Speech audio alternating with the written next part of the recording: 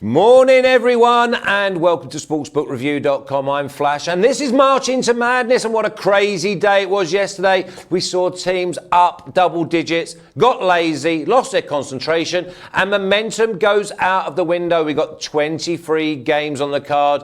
Dr. Donnie, Dr. Max, crazy day yesterday, but we still found worms. Yeah, no, it was interesting yesterday as going over the card and, looking at some of these games that somewhere didn't make sense. And we saw, like, even the smaller conference ones, Merrimack coming up a little bit short. But I know, Flash, near and dear to your heart, watching LSU saying, what the hell is going on out here? This is a big SEC game. Seeming like they didn't even show up. We'll get into some of the bigger mismatches that we saw yesterday, some interesting comebacks. But I got to tell you, looking at Dayton going on the road with VCU in a tough environment, show their mettle time and time again. That's a tournament-tested team there, Flash. Yeah, and there's a massive game coming up in a couple of weeks for them, but I fancy they're going from strength to strength, Max, and they will be there, and I think they may upset a few. Yeah, I think so also, but last night for me, pretty much I got put over a chair and spanked like a little kid on the added board. It was not fun, but I did come through really strong with the MAC conference and with UMass. God bless Trey Mitchell. That guy is a beast. Cannot wait to see him get drafted this spring. There were some great performances last night from teams, and I keep going back to LSU and Kentucky. LSU lose by 3. Someone who didn't watch the game would go, oh, that must have been a close game. Kentucky did exactly what happened to Max last night. Kentucky put LSU over their knee, spanked them, flicked them in the ear, and sent them on their way. They were never in danger, Donnie. But a team that I just can't believe how many times I see this. Davison, 19 points up at the half, lose concentration, lose momentum, and they took their foot off the pedal, and once you do that, it's very hard to put it back, and they end up losing. Yeah, I mean, Flash, when you get up 19 points versus St. Joe's, you shouldn't even have any gas. You shouldn't even need a gas pedal in your car. You should be able to push your car to the finish line and end up beating St. Joe's. When you saw it on Saturday, their team total was around 68, 69, and I immediately said, you know what, as soon as Ryan Daly's out, how are they going to score against Rhode Island? And I'm looking at the game last night because they put a similar team total up somewhere in the mid-60 range, and I'm saying to myself, should I just auto-bet this under for St. Joe's? I end up not doing it, and then I check my phone about 10 minutes into the game, Flash, and St. Joe's has 9 points in this game. Like, damn it, missed another key opportunity to take this team total under, down 40-21 at the half. They're about to get pasted in this game, and all of a sudden, here's the comeback without their best player. This isn't even a good basketball team. This is an indictment of Davidson basketball, a team that's supposed to run their offensive sets, run the shot clock down, and get clean looks. Losing to St. Joe's? Embarrassing. Max, we're seeing more and more teams blow big leads, and I just cannot work it out. Is it just because they're young, they're not professional, or that there's no depth on the roster? You've muted yourself, Max. He's tired. Why would you do that? The first time. Welcome, everybody. We're going to have Donnie, and we're going to have to try and guess what Max is talking about. Listen, it was a really monumental, magical comeback for St. Joe's last night. They got really hot from 3 in the second half. That really propelled them back into it. But if you can't make buckets and you can't put a team down when you're up that type of margin at halftime, you deserve to lose. I felt bad for only one player on Davidson. It was Hai Jung Lee. That's the guy. That's my X factor. He's getting to the line, making free throws, doing his job. The rest of the upperclassmen, they did not do theirs. It was a wonderful shot because they gave them the opportunity to hit the 3. They didn't foul with freaking 7.6 seconds left. It was a stupid mistake by Davidson. I had the live under 146.5. I was like, please don't go to overtime. Please don't go to overtime. Didn't go to overtime. Cash that under. Yeah, cash it, Max, and chew on that worm. What about West Virginia? Totally dominant. 65-47, that's how you get the job done. Put your feet up and on to the next one. Hey, listen, this is another instance where you watch the game, you see what's going wrong for West Virginia, you make an assessment at halftime, and you cash another ticket. That's what happened West Virginia last night. They came back. They only allowed 14 points in the second half. Bob Huggins got into his team at halftime. That is blatantly apparent. And you know what? don't go to Mountaineer country and think that you're going to pull off an upset like that. West Virginia comes back in the second half, covers the 2.5, and covers the full game spread of 10.5. Wonderful work last night by the Mountaineers. What do you reckon, Donnie? They're going to be a team? West Virginia should be a team. I mean, when you get to the tournament, if you have an off-night shooting, West Virginia can beat you. Now, they do struggle in some half-court sets, and if you get into a game like almost like a Baylor can say, you know what, I'm going to shut down your offense, limit your transition game, that's going to hurt. But last night, I'm sitting there looking at this game going, yep, I knew those double-digit points were going to be nice here. I knew West Virginia probably just might be able to squeak this out in the second half, and they ran a train right over Oklahoma State in the second half. Good win for West Virginia. Good bounce back. They needed it. This is a good chance for me to tell everyone that when you're watching us, you should also have open the Sportsbook review odds page for the NCAAB because it's moving around. The lights are flashing. I should have my sunglasses on because there's certain moves that are going on and we're going to get into that ASAP. But UMass, excellent second half, putting up 39 en route. And they beat St. Louis, Donnie.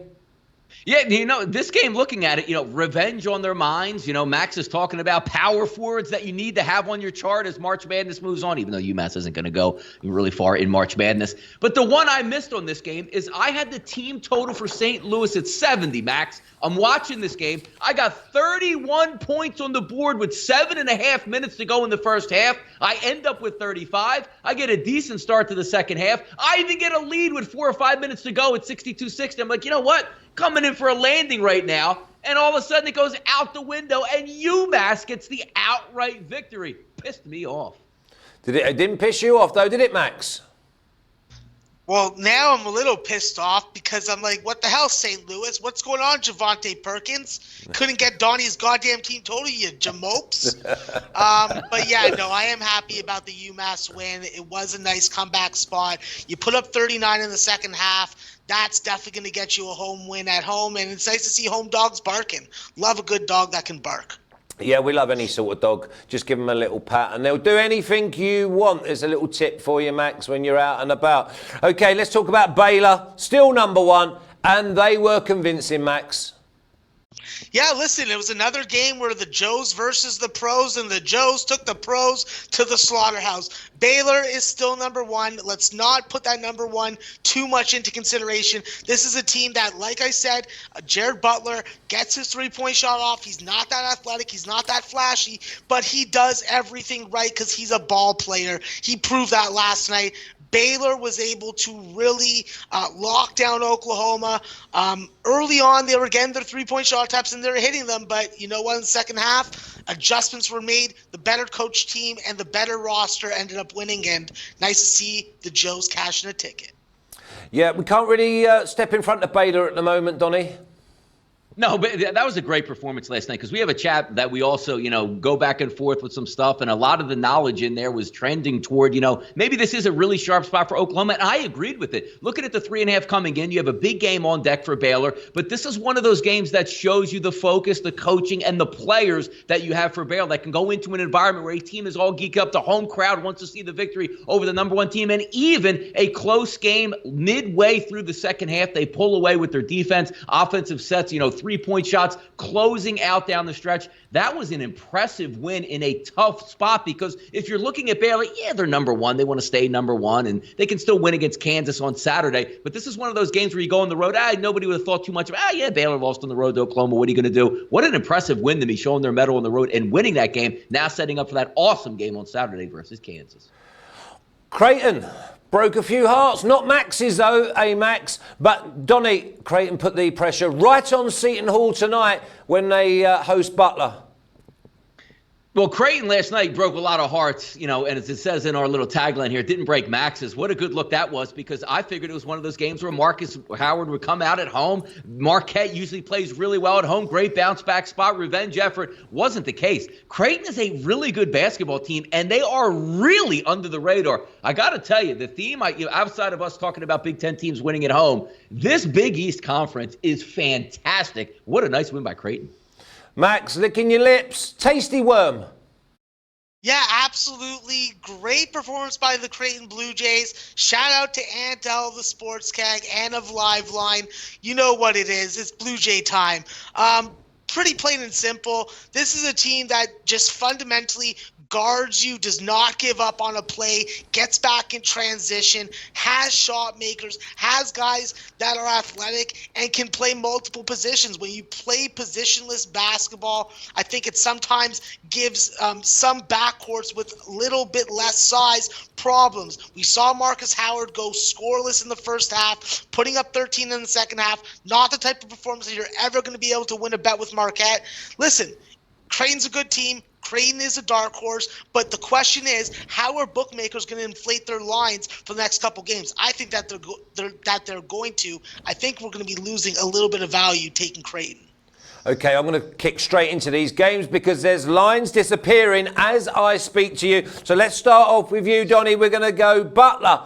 I was going to say +5, but it's just gone +4.5 right across the board unless you want to pay for the extra hook. And they're travelling to Seton Hall, who must win after Creighton winning last night.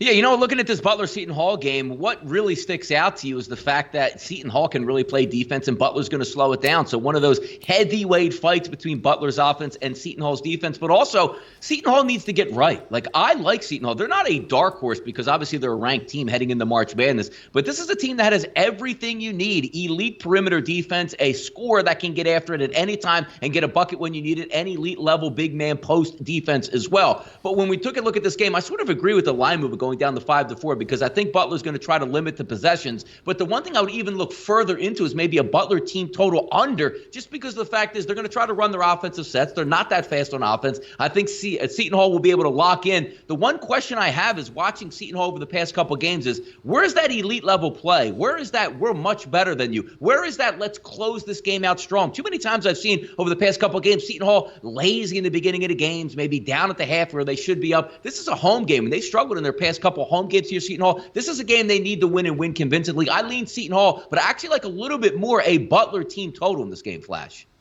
Max, team total under for the visitors. Have you got an official play, and what is it? Yeah, no official play for me on this game, but plain and simply, Seton Hall needs to get off to a better start. The value on the number right now is with Butler on the first half, and I think that when you look at the Seton Hall team, you have to keep in mind that this is a team that is in a bulletproof conference with a knockout artist at every turn, and you're going to go through lulls like this. I continue to ride Seton Hall full game. You have the best player in the nation, Miles Powell. That's got to play some sort into your handicap. Okay, I'm going to stay with you, Max, because we've got Syracuse getting 10 points at Louisville. And Louisville are level with Duke and Florida State winning last night. All three teams are 12-3. Well, they're 12-2 because obviously Duke played tonight. So Louisville, can they cover, or is it more about the win? No, this is a spot where the value's on Syracuse, but it's lessening as we go. The real issue in question when I looked at this game was the total. We saw the total open at 150, go down all the way to 141.5. Now at 143, I think there's still value on it, and I definitely say that the over is the play. I hit it at 142. At 143, I'd still recommend hitting it, but because I can't get the number that I bet, I won't be making it official for the show. This is a game where I think that both teams have tended to go over to the over. We've seen Syracuse and Louisville both be able to put up 40 plus and give up close to 40 in the second halves. That's what I think happens tonight. A little slower in the first, picking up in the second. Okay, not official, but Max has pressed the button. Over 142. Donnie, what do you like?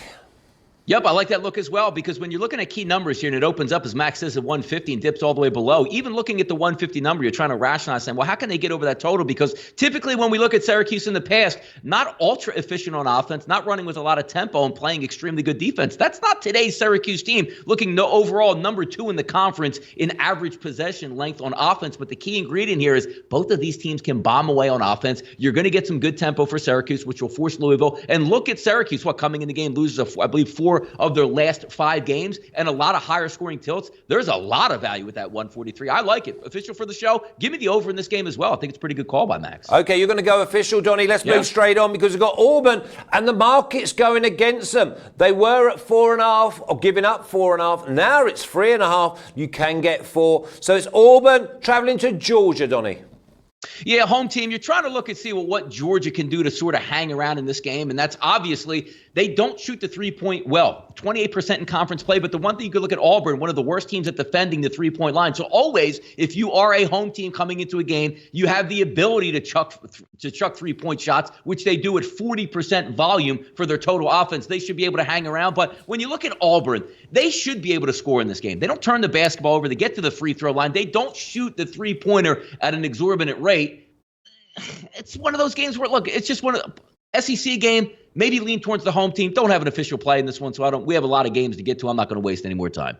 Max, I like Auburn first half here, giving away a couple of points. I think they're far better than Georgia. And Auburn, obviously, with Kentucky smashing LSU last night, they've got to get a win. Yeah, no, by my numbers, Flash, I actually look the other way on this. I look for Georgia as the first half value when it comes to that side. I think that what we've seen from Auburn on a game-to-game basis, whether it be on the road or at home, just throughout the season in general, is that this is a team that we look to get on in the second half. This is a live in-game situation, this game, plain and simple. I don't trust Auburn's three-point shooting. I don't trust the fact that Georgia can stop Auburn from shooting the three. I think that when you look at Auburn, they're a volume three-point shooting team. They are going to hoist the three. It's just a matter of whether or not their opponent can stop them, and that's what determines whether or not this total is going to go over and under.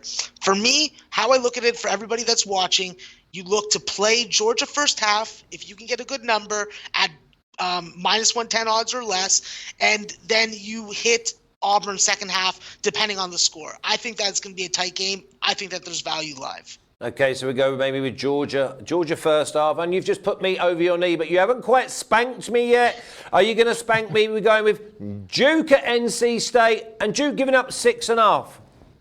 Yeah, this is a spot where I don't really have a lot of edge. Listen, it's a spot where I want to take the under, but we've seen how unders have done on the show, so I'm not going to put anybody on that.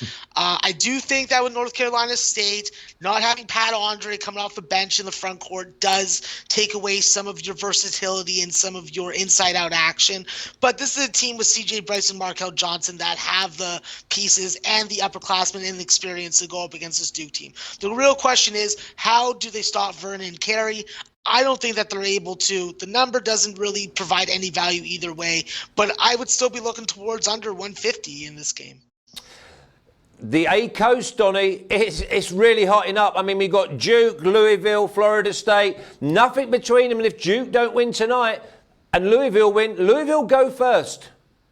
Yeah, I think Louisville's going to win tonight, Flash, as we said previously. I also think Duke is going to win, but I do agree with Max. 6.5 in that 7-point range might be a little bit extended, but when you take a look at Duke, one of the best offensive teams, if not the best offensive team in the ACC, but also bringing along defense, and you're taking a look at a team that shoots about 56% from inside the arc. They should have their way with NC State. Look, everybody gets up for Duke, especially when you're talking about down there in Tobacco Row between UNC, Duke, and NC State. They're going to be ready. The crowd's going to be excited in this one. I think Duke's going to eventually prevail in this game. Don't have a clear look, but it's one thing I'm not going to go against right now is Duke, because I think they have their eye on the prize. They should be rolling favored in probably about every single game in the ACC for the rest of the way until they hit conference tournament play. I think Duke wins this game, but not enough to put my money on here, Flash. Well, what a go into the Big East then with Villanova. They're chasing Creighton and Seton Hall. It's a must-W tonight, but they're going to give up 5 going into DePaul. Donnie. Yeah, sleepy environment here, right? Look, DePaul's going to be rested and ready for this game, whatever that would even mean. They don't play offense that well, but we know Villanova can certainly latch on and play defense. The one thing that was interesting in the last game that we saw between Villanova and Temple is if Villanova gets in foul trouble, which they usually don't, they're very limited on offense, and they had a real poor first half, actually being down 4 points at Temple. But once they got their starting 5 back on the floor, they started making shots and blew Temple away. This is one of those games where if DePaul can hang around early, so if we're taking a look at this game with the line even dipping down a little bit. If you think DePaul is going to win this game or at least cover this basketball game, they're going to be covering at the half. So if you like DePaul, you better take them first half. Full game, I lean towards Villanova. I think they're going to get right in this game. There's a lot of things that Villanova does on offense that can certainly frustrate DePaul. You're talking about a team that shoots 46% of the three-pointers in conference play from the three-point line, 44% for DePaul. That's 10th in the conference, dead last. If Villanova is knocking down their shots, where I think they will, I think they get the win and cover here. But if you do like DePaul, if they're not covering at the half, they ain't covering full game versus Villanova. Max, you like the home dog to frustrate? Listen, I think that when we look at this line, we have to take notice of the fact that we did have an opener at 3.5. We have seen it go up to 5, and now we're seeing some reverse line movement on that. I think that when we're looking at this DePaul team, we have to take note of the fact that they do match up personnel-wise with Villanova, with Charlie Moore and Jalen Coleman-Lambs. You have guys that can make shots and can get into the lane and do what Donnie just alluded to, is give Villanova foul trouble, testing their limited depth. I think that this is going to be a harder game than a lot of Nova fans will probably acknowledge, but I do think that Villanova does have the value here. I look at Villanova full game as an official play at 4.5 or 4, depending on what you can get at your book. And I do think that playing off that last game coming to overtime, I think that this game is another candidate for a rock'em sock'em fight where Villanova really clamps down in the second half and limits DePaul's opportunity to score the basketball. So I look under also.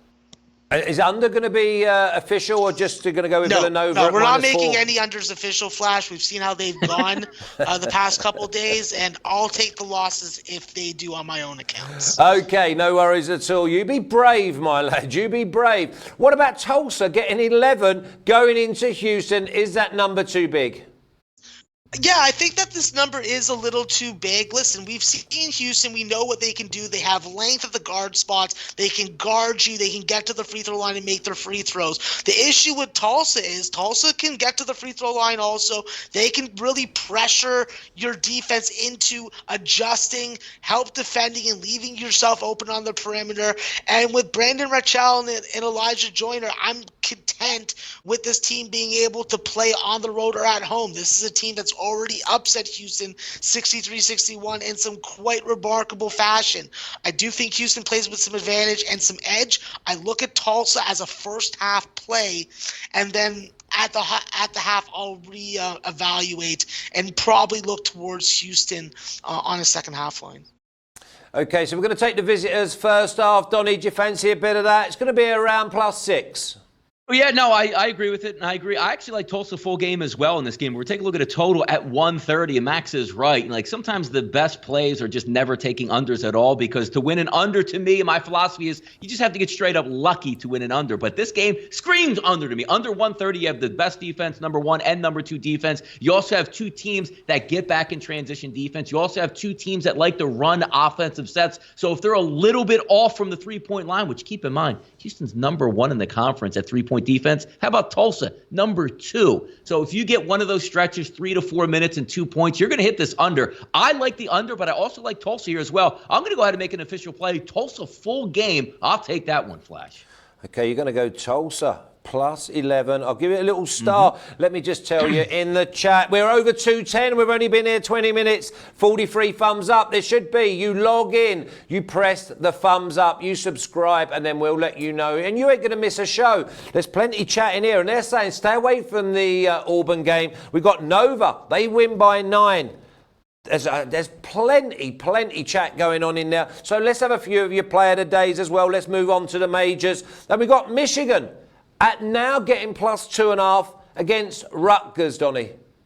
Michigan winners of 5 of 6. Here they come, making their charge. Juwan Howard and the boys heading into the. Nobody wants to go. Flash. Let me start by saying this. You don't just walk into the rack in New Jersey and East Brunswick or Piscataway and try to pull a victory out with ease. But tonight, Rutgers is going to be tested. And saying on the show even as far back as last week, saying, you know what? Rutgers just has to take care of business on their home court. They're going to be able to make it in the March Madness. This is going to be a tough one. Great win against Illinois that Rutgers just had at home, but also Illinois was banged up. Now you're getting a healthier Michigan squad coming into town. Michigan doesn't turn the basketball over. Now we're also seeing movement towards Rutgers, opening up in that 1.5 range, now seeing 2.5. I got to tell you, I live in New Jersey. Might be fading the hometown team. I like Michigan.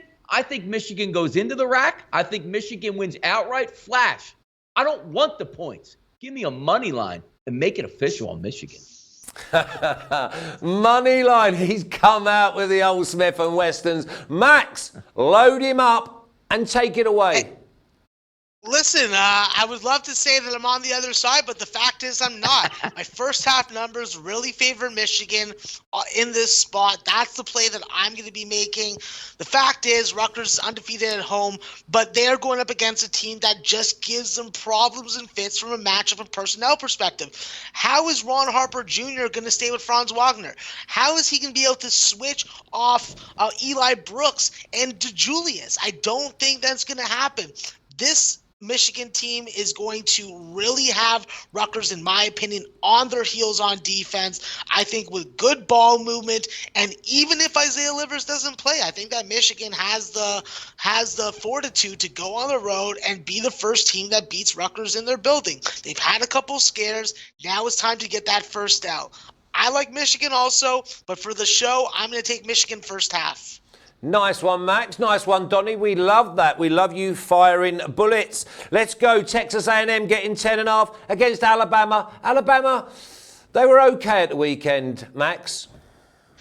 Yeah, well, when it comes to football, I'm all Roll Tide Roll. Nick Saban, best hair in college football as a coach. But I'll say this. When it comes to this kind of number with Texas A&M, even on the road, I'm looking at Texas A&M, not a strong play, not a strong edge to begin with. The fact is, though, Alabama at this number has to be able to get their pace and tempo versus Texas A&M. It's easier to slow a team down than it is to speed one up. I think Texas A&M is going to be able to do that tonight. I look at Texas A&M as a double-digit dog. It's just not the time of the year where I want to be laying this kind of points with Alabama, even at home, coming off some big performances. So you're going to leave this game alone? Yeah, I'm leaving it alone. Okay, Donnie, you leaving it alone? Them big numbers, they tend to scare. We'll end up leaving this one. Flash, this number is just too high for me. Max is right. When you take a look at a slow team, if they can hit some shots, they can stay in the ball game. And Flash, you always say this as well, and this might be one of those environments, right? Alabama goes on the road. It's just about the win. It's not any style points in this one. Just get out of Texas A&M with a victory and move back home. Because when you look at A&M's offense, what do they do well? Absolutely nothing. They turn it over. They can't shoot threes. They can't make layups, and they can't shoot free throws. So you're saying, the hell are you taking this team even with taking points? It's just one of those environments where I think Alabama goes in, gets the victory, and goes home. But I ain't going to put any of my money on this one, Flash. Okay, well, in future, when we've got nothing to say, let's just throw it out the window, put it in the bin, because we've got plenty for you to say. UCF getting 11 against Cincinnati, Donnie. Yeah, look, Cincinnati's one of my favorite ball clubs, especially in these lower level, sort of mid-major / almost major teams. When we take a look at UCF, what do they do well in offense? Not a whole lot. Slow it down on tempo-wise, but Cincinnati, I think, is overall better team. Jaron Cumberland and Javen Cumberland, they should be able to impose their will in this game, but the factors come in. Cincinnati in the past, when you look at those Mick Cronin teams, really built on defense, slowing it down, taking the great shots. But when you look at Cincinnati now, a little bit more up-tempo, effective field goal percentage, pretty good. I think Cincinnati rolls in this game. I don't want to make it official, but I'm not taking UCF on the road here. I think Cincinnati's in a pretty good spot here. Max, anything official from you, or are you going to sit on that fence for a second game running? Well, no, I'm going to talk about the game because that's what I do. I break shit down. But have you got a bet? But the reality is UCF probably has the same outcome that they did in the first game. But from a betting perspective, how can we trust Cincinnati as a double-digit favorite when we've seen 3 straight games go to overtime? We've seen them we've seen them fall behind. We've seen them have to come back. We've seen Jaron Cumberland struggle. The most consistent thing out of the Cincinnati Bearcat team has been Chris Voigt and Trey Scott. I think that if UCF has any kind of defensive advantage tonight, it's going to be locking down the 3-point line. I think that that's going to be key to Cincinnati. And if Cincinnati continues to go down out there, I think it's going to be problems for them covering this double digits. So I look at Cincinnati to win this game, but at the number, it's just not worth making a play unless you're doing something live. Well, plus 11 for UCF. Well, let's go on then, because we've got plus 13 for ECU against Memphis. Max. Yeah, this is a spot where you want to take ECU and Jaden Gardner and J.J. Miles on the road, but we've seen how sloppy this team can get. We've seen them fall behind. We've seen them really have to battle back. I think this game against Cincinnati was definitely a nice game for them to show what they can do, but I think that going up against Memphis, you have a struggling team looking to get right in a get-right situation. It's a spot where I look at the over, but nothing from a side. Just a little look. Nothing on the side. Donnie, 13. We're getting to your range. You're thinking, that number's far too big. Yeah, the path of least resistance here would obviously be to take Memphis or even look at an overlook because ECU doesn't do that much well or that much good on defense. You're looking at average possession length for Memphis is number 1 in the conference. Going up against a team like UConn, obviously it's a lot harder to score on. There should be a lot of open waves in this game, a lot of transition buckets for Memphis on their side. They should be able to hit the three-point shot. When you're taking a look at teams, 12 teams in this conference, 11th in the conference is ECU's defense at allowing the three-point shot. Memphis, as long as they're knocking down shots at a decent level, they should be able to score and pick up the victory in this game. Not something I want to dip into. I think there's some other better games on the card, so we'll keep it moving here. Yeah, well, let's keep it moving for another double digit. Plus 11 Boston College, and they're playing Virginia. Donnie.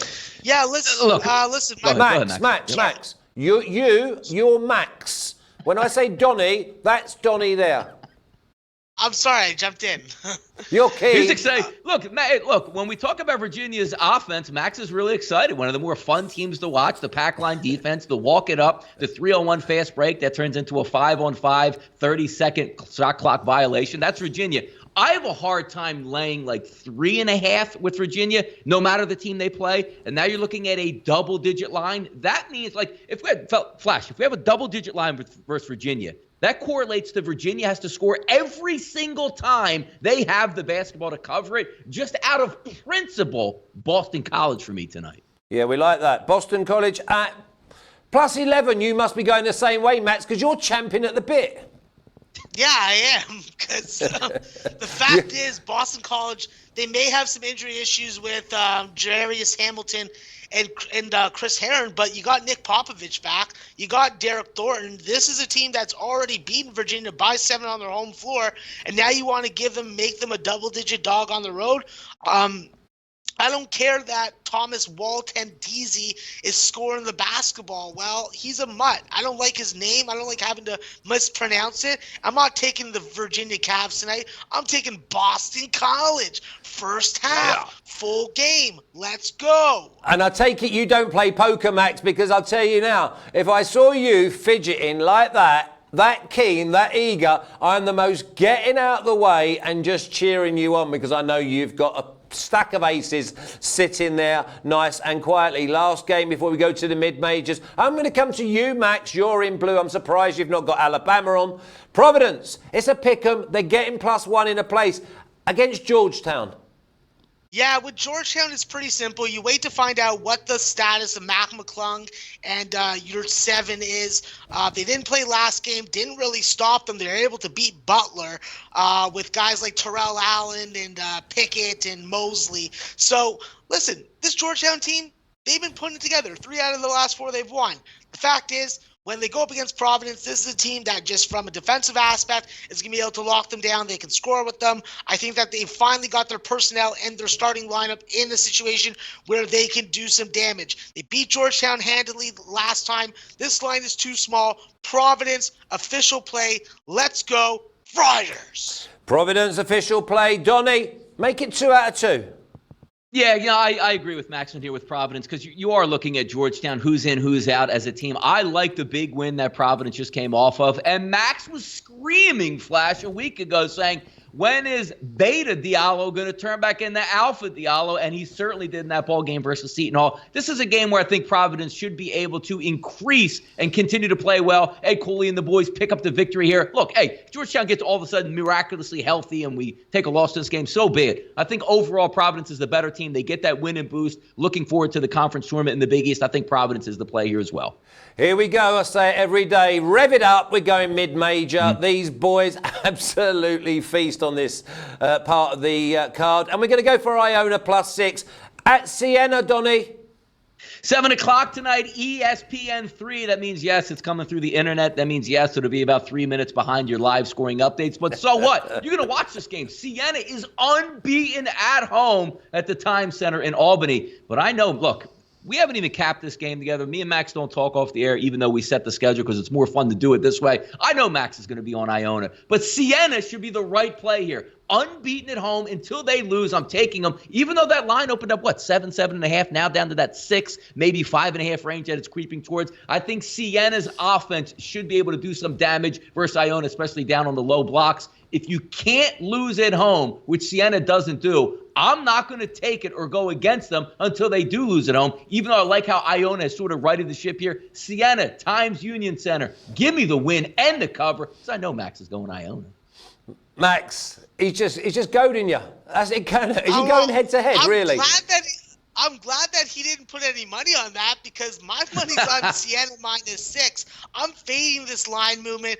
I'm agreeing with Donnie. The fact is, when you have the best point guard in the conference in Jalen Pickett, he's going to run your offense efficiently. He's going to take what the defense gives him. And if the defense wants to let him go off, he is going to go off. But don't get it twisted. He's got his crew, Elijah Burns, Donald Carey, Manny Camper. These guys are going to ball out tonight on Iona. And we saw the cracks in the armor with Iona at home, not being able to cover the 8.5, losing on the hook, burning my goddamn money. And you know what? I'm rolling with Siena tonight. Saints for me. Ooh.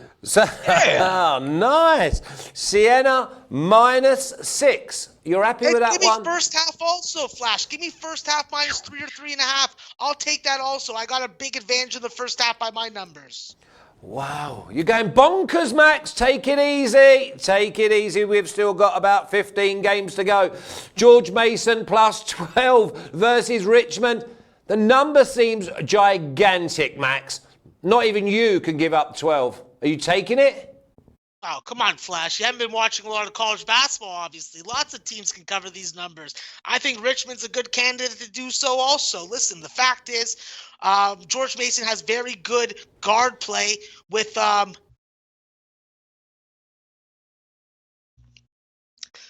wow, hold on. There may be one more. Okay.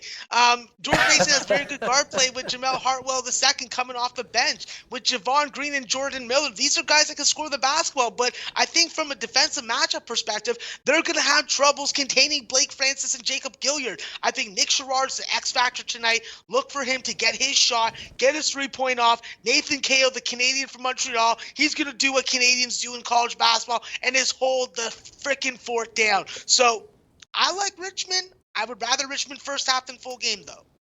But nothing official? Nothing official yet, but look on my Twitter, and you know that there's going to be some plays coming out today. Okay, so there's a lot of just hot wind there. Donnie, what you got for me? Anything official? Look, I was actually at the game between Richmond and LaSalle last week when they were fully healthy, and I got to tell you, from a coaching perspective, from a team perspective, they do everything well. And even taking a look at that VCU game, which they absolutely took VCU apart. You're talking about a team that doesn't turn the basketball over, gets the right shot, and is effective at it. You know, talking about 34% from three-point range in conference, 54% from 2, and 76% from the line. The only question I have is these are a little bit tougher. When you really get up for a game, like you know they wanted to pound VCU, then you come down, level down in competition versus George Mason. They're the better team. They should win this game and win by margin. But sometimes I think maybe that first half a little bit sleepy, and then they catch fire because when you take a look at grinding over the entire game, Richmond is a really good defense. Richmond is a really good offense. So it's one of those games, maybe a slow burn where they get off a little bit slow, but then start to feel their pace up 6, up 8, up 10, up 15, and then be able to hold on at the end. I like Richmond this game, but not enough to put my money on. But I do like Richmond actually better, opposite of Max, full game as opposed to first half, just coming off of that VCU game. Okay, we've had some big numbers. Now we're going to get a little bit more, I would say, semi-sensible. Missouri State getting 5.5, and they're going to Bradley, Donnie. Carver Arena. Look, this is one of these teams. There's two teams that it's going to be very hard for me to flip the tone and go against them. Bradley's one of my favorite teams, especially in this conference, and obviously with Arkansas Little Rock, who seems to play once every 3 weeks, and we don't ever get to cap them on the show. But looking at this game overall with Bradley, getting healthy at the right time, going into the MVC tournament with some hype, and I think they're going to be able to do it again because when you're looking at Bradley at home, they're going to win this ball game. It's just a matter if they cover, not obvious us as gamblers, but everything that Bradley does, they do it well. Elite point guard play, a power forward that can go get it, solid defense, play well at home, and yes, finally healthy at the right time. Give me Bradley in the first half in this game. Give me Bradley in the second half. I think Bradley pulls off a double-digit victory in this game, and I'll take them both first half and second half here, Flash. Second half, not full game, yeah? Give me them both. Give me them both first half. They're up at the half by margin, and they cruise in the second half by margin. I'll take them both here on Bradley. Max, you jumping on that bandwagon? I'm not jumping on the bandwagon. I got numbers that also validated that pick as well. The fact is, Missouri State is more competitive in first halves, but the issue for Missouri State is what can we expect from the physicality of their front court? If De Silva and Gage Prim get into foul trouble, that's going to be a recipe for disaster for Missouri State. They need to have that solid inside presence to deter a lot of kicks and drives and a lot of penetration to the bucket. And with Darryl Brown and Nate Kennel, you have key pieces to do that. I think that having Elijah Childs to go along with Daniel Kingsby is a very good inside-out scoring option when it comes to the front court, and I think that they're going to be able to do things at home. I'm a little worried about first half, but I do think full game Bradley's the play to make, and I'll go official with Donnie on the full game. Yeah. Okay, so you're both going full game, and Donnie's going to go. They're both official. I'll type them up a bit later. Obviously, we hope the numbers stay the same. Yesterday, I put them up. They might as well have been in Chinese because they were nowhere near the right marks. Okay, Val getting 4 against Drake, Max. Yeah, with Valparaiso, we know what it is. Javon Freeman Liberty, if he can have a big game, then they're going to be able to stay in it versus Drake. The problem for Valparaiso is how does Drake front court offensive game from guys like Liam Roberts and Jonah Jackson affect the undersized Valparaiso side? I think that's going to be really important for Drake to slow Valparaiso down. And the reality is, when we look at Drake at home, when they lose games at home, games are going over. When they are getting their pace at home, games are staying under. When they're on the road, they're losing by double digits. This is a Valparaiso team that I personally do not trust on the road. I look for Drake to win this game, and I look for them to cover the number. But you're not going official? I'll go official with Drake. Yeah, we like that. Drake to cover. What about you, Donnie? Yeah, look, I wanted to point out something on the show as well. How you know you have a really good host on the show, if you're not sure of pronunciation, just shorten it and move on like a pro that flashes Valparaiso. I wouldn't touch it either. I'll call him Val. And you know what? I like Val tonight to go on the road. I think they righted the ship, picking up 2 straight victories. 2 straight victories in conference play. If we take a look at Drake on the season, you can launch from 3. And it's something I always like to look at. It's one thing where they say, you know what, we're going to let you shoot threes, but we're really going to defend it. They let you shoot threes. 41% of the the offensive shots going against Drake, about 41%. They defended at 40% made field goals from 3-point range. I'm going to take Valpo. I'll go against Mac, and I'll take the points in this game with Valpo. Yeah, Donnie, it weren't Valparaiso. I couldn't pronounce it. It was Drake. So I just thought I would just try and take it easy. But we're going for Illinois State versus Loyola Chicago. And Illinois plus 11.5. We're getting to them big ones again, Donnie. Yeah, Loyola getting right here, but Loyola also a really good defensive team. Loyola also a really good team at home. But the one thing you sort of get into is when you watch the offense for Loyola, not as slow as they used to be in the past, but their defense really makes you work. The one good thing is if you're looking for a total, Illinois State is going to go fast. But sometimes just because you go fast against a really good defense doesn't really equate to more points. It equates to more shots and maybe more bad shots. This is a line that's a little bit too high for me to take Loyola. It's something that I would even look more for the first half and say, you know what? I think Loyola comes out fresh off that last victory versus UNI and really imposes their will. But it's one of those games that we've seen in the past with Loyola, maybe taking their foot off the gas late in the game that allows you to creep inside those double digits. I would take Loyola first half. I don't like them full game here, Flash. Yeah, just take him. What about Max? What about the under, though? Does the under look live in this game? The under's definitely live in this game at 128.5. It's really on the fringe. I don't have value on it, at least 2.5 points of value, so it won't be a play for me. But the reality is Loyola Chicago should roll in this game. We're talking about an Illinois State team that has lost Matt Chastain and Dedrick Boyd in consecutive weeks, and those are contributing members of the offensive attack for Illinois State. I think that it puts a lot more pressure on guys like Jace Hillsman and Kalen Fisher III and Zach Copeland. I think that in the end, Cameron Krutwig and Tate Hall are going to be able to run their inside-out offense. Cameron Krutwig is a handful for any front court player in the Missouri Valley Conference to handle. I don't think they're able to. The only issue for me taking Loyola Chicago at the end is if this game is within 8 to 10 points, there will be fouls that will help the game go over, which then gives me a little bit of pause.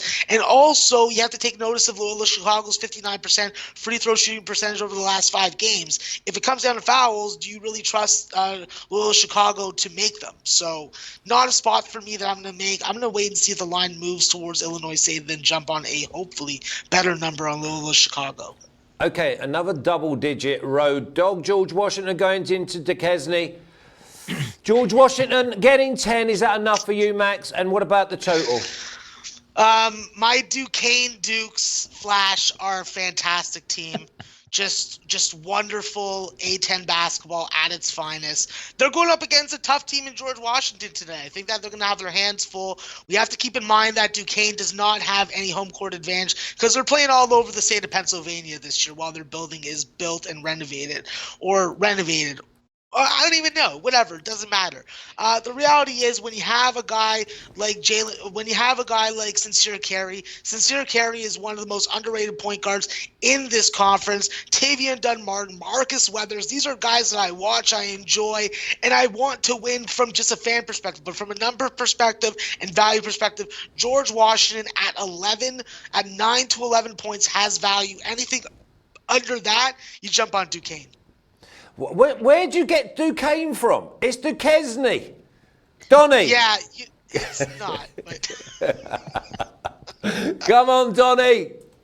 Yeah, by the way, Flash, I'm gonna put the phonetic spelling on these as opposed to the true spellings on here to help this show go along. But I love it. It adds to the flavor. And yes, if I had no idea, I would never be able to pronounce this game. And I don't even know. Could you even go D-U-Q? Would you even know to call it like Duke? No, not even that. So George Washington, I agree with Max here to keep it quick. If we're looking at double digits, Jarmel Potter is going to came back for the last basketball game, played well. He should, in theory, play well in this game. Duquesne's going to win this game, but I do think George Washington can keep it within the margin under double digits. I like Duquesne here.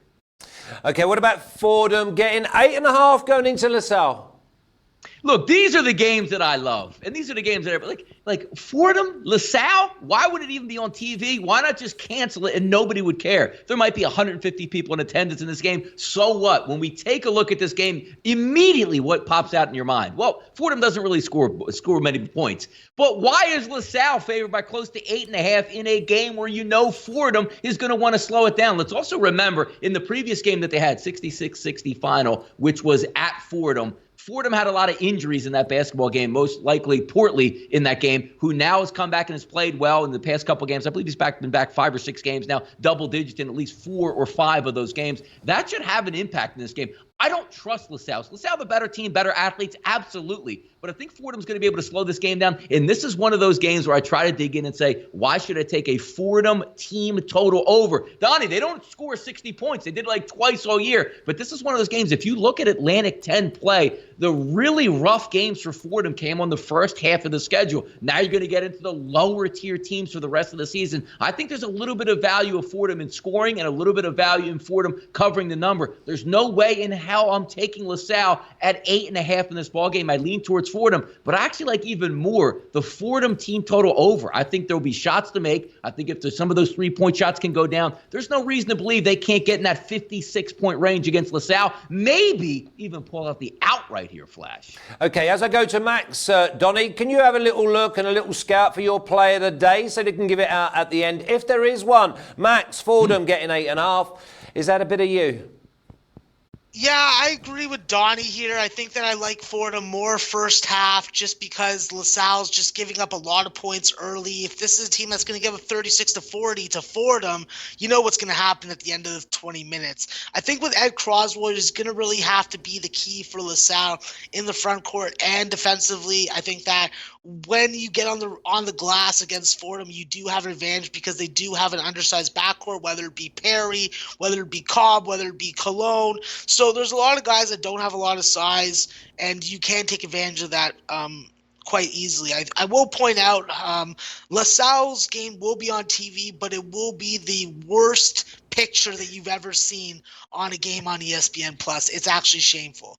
But back to the game perspective, I look at Fordham first half, and I think that Fordham definitely stays in this game for at least 20 minutes. Okay, let's move on then, because this is our biggest road favourite, and we're going SMU -8 at Tulane. Over to you, Max. Yeah, with SMU, I think that this is a spot where it's hard for me to take the road favorite. This is a spot by the numbers on the season that has not been profitable for you. I think Tulane, coming off some so-so and disappointing performances, I think that this is a good spot for them to stay within the number. You don't have to win the game.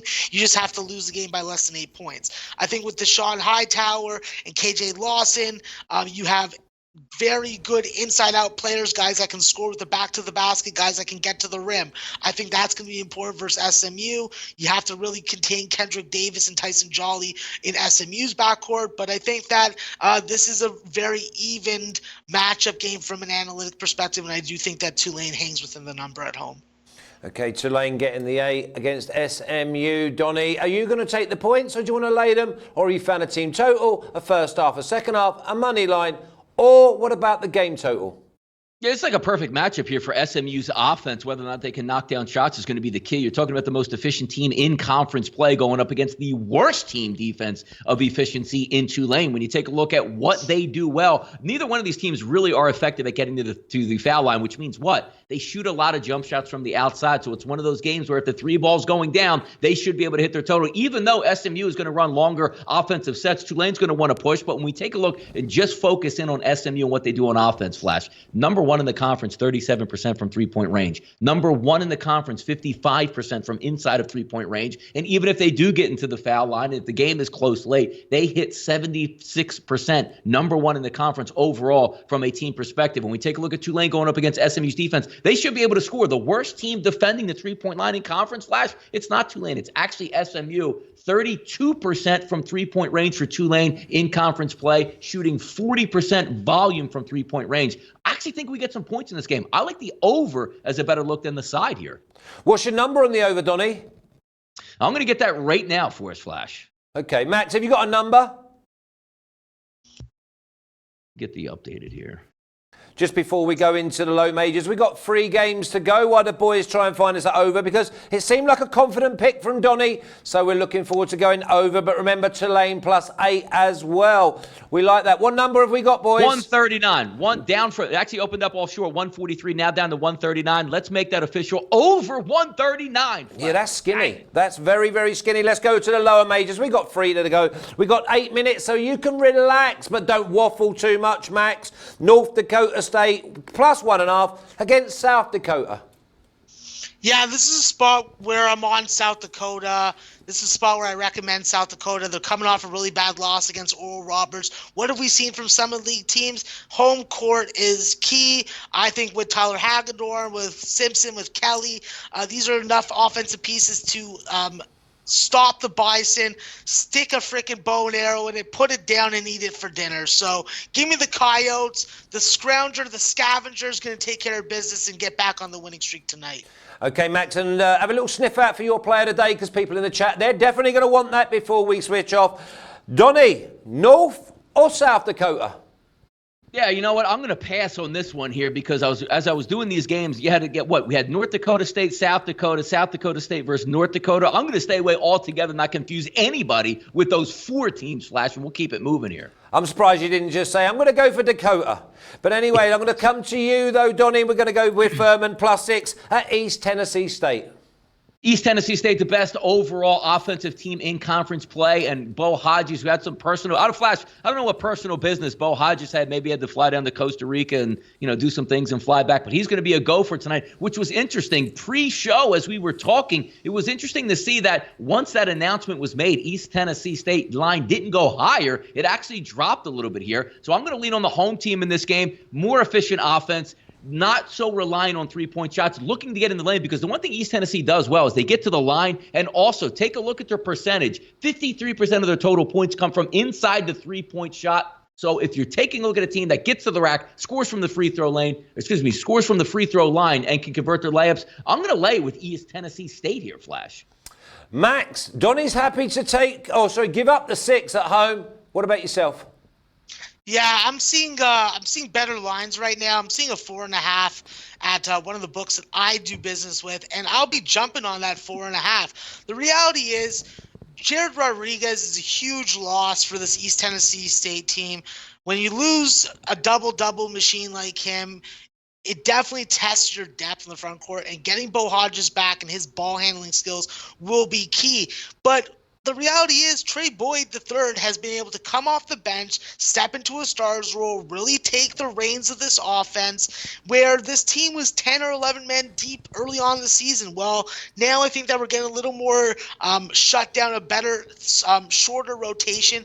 And I think that tonight it's going to really come down to guys like Isaiah Tisdale. If Isaiah Tisdale gets his work in, stays out of foul trouble, does a good job defending the other team's best scorer, which is going to be Jordan Lyons or Alex Hunter tonight, I think that East Tennessee State's going to get up for this game. This is a huge game when it comes to the conference standings. This is a huge game when it just comes to freaking bragging rights, and I think that the Buccaneers are going to freaking take the Paladins to school tonight. Yeah, East Tennessee, -5 across the boards, unless you want to go with a 4.5, but it's -117, so you're paying for that hook. Last game of the day, Cal Baptist and UMKC, Max.